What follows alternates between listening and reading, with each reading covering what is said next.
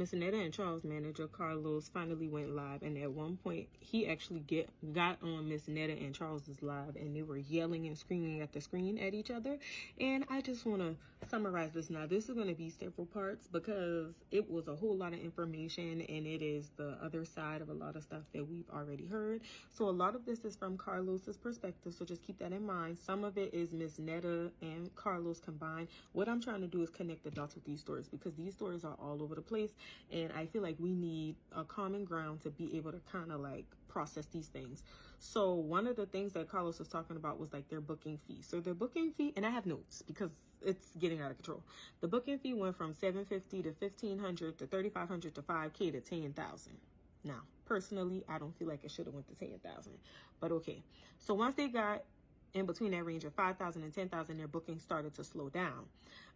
And apparently Miss Netta said that she was like, hey, you know, we starting to notice that our bookings are slowing down. So whatever we need to do, like, we can negotiate with these people. We ain't trying to break their pockets. Like, we make money from social media. So if their budget is $3,500 or $7,000 or whatever it is, like, we're willing to work with them. That's fine for their like booking type situation.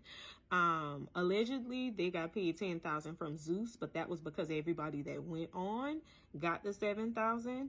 Now, Carlos's point was that y'all gonna have to be strategic about y'all pricing, and Miss Netta is alleging that Carlos told them to increase their prices to these different amounts because promoters talk to each other. And so if they negotiated, let's just say they start with their rate is $10,000, and then they negotiate having to pay like, I don't know, $7,000 with a certain promoter, that the other promoters would then communicate together. And so then they would only be able to start at the $7,000, and the $10,000 would be out the window.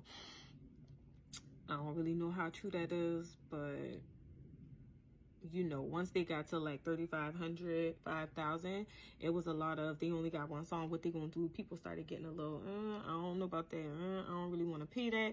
And there it was. Now let's continue to talk about money, because I'm gonna lump like-minded discussions together.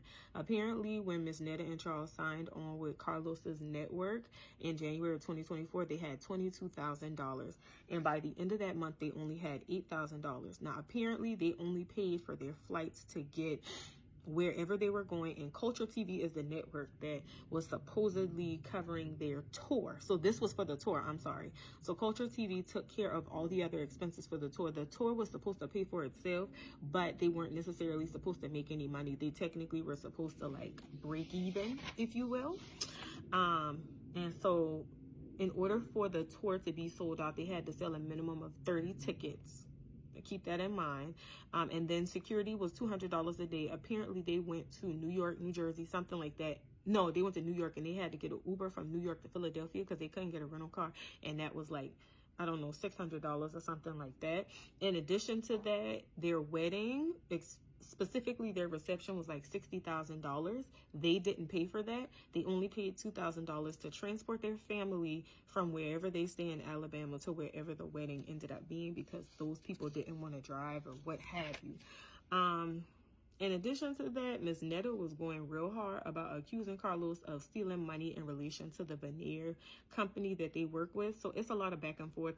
It sounds like the veneer company responded to Carlos on some, hey, they're not necessarily adhering to their contractual obligations. We need you to help us make sure that that happens. And this was after Miss Netta and Charles went to the veneer people. So this is where it gets tricky.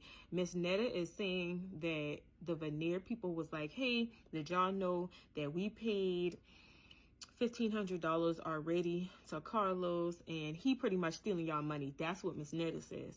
Now Carlos says that that first $1,500 was for them to fly first class. So pretty much they paid him a certain amount up front that covered travel and things like that. Then Miss Netta was able to get $2,000, and then they received another $3,500 for something else, and that $3,500 then went to the seasonings, Miss Netta's seasonings, and they still needed to pay some more money in relation to something.